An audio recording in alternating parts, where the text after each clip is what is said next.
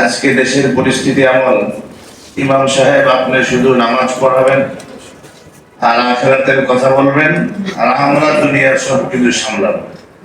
তো দুনিয়ার সবকিছু সামলাতে গিয়ে আজকে চুরি, ডাকাতি, জিনা, ব্যভিচার, হত্যা, ধর্ষণ, লুণ্ঠন, খুন, গুম, আজকে যে অবস্থার সৃষ্টি হয়েছে তাতে একটি সাধারণ মানুষ নির্বিঘ্নে চলাফেরা করতে কষ্ট হচ্ছে।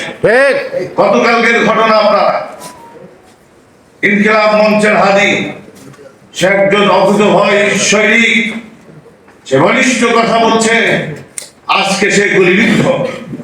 আজকের এই ইমাম সম্মেলন থেকে পরিষ্কার ঘোষণা করতে চাই, অপরাধী যেই হোক তাকে খুঁজে বের করে ফাঁসির কাস্তে ফেলতে হবে।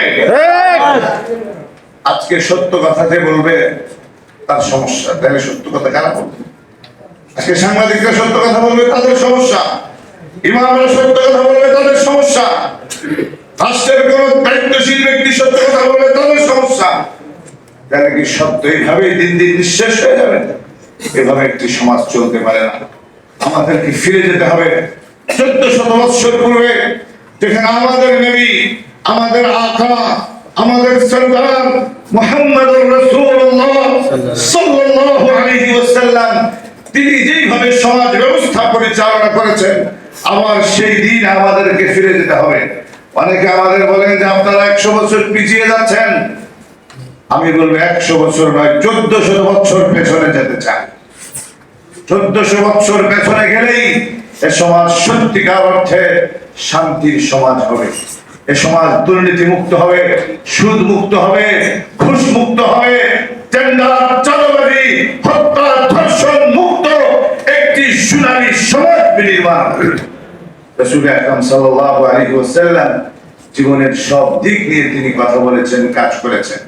আসুন আমরা সত্যিকার অর্থে সেদিকে অগ্রসর হই, যেদিকে গেলে আমাদের এবং সবার কল্যাণ হয়। আজকে একজন ইমাম যখন মসজিদের মিম্বরে বসে, একজন খতিব যখন মসজিদের মিম্বরে বসে, শুক্রবার দিন খেয়াল করবেন আপনারা, যে ঢাকা শহর নয়, সারা দুনিয়াতে লক্ষ লক্ষ কোটি কোটি মানুষ উযু করে, গোসল করে খতিব সাহেবের বক্তৃতা শুনবার জন্য যায়। আর তিনি সারা সপ্তাহ কেমন একটি মানুষ চলবে সেই বিষয়ে ব্রিফিং দিতে থাকেন, বক্তৃতা করতে থাকেন। কিন্তু দুঃখজনক হলেও সত্য, এই ইমামতি এটা কোনো পেশা নয়, এটা সমাজের মহান একটা দায়িত্ব তারা পালন করছে।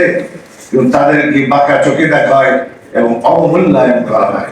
যে জাতি ইমামদের সম্মান করতে জানে না, যে জাতি আলেমদের সম্মান করতে জানে না, সে জাতি আর কতটুকু উপরে উঠতে পারবে?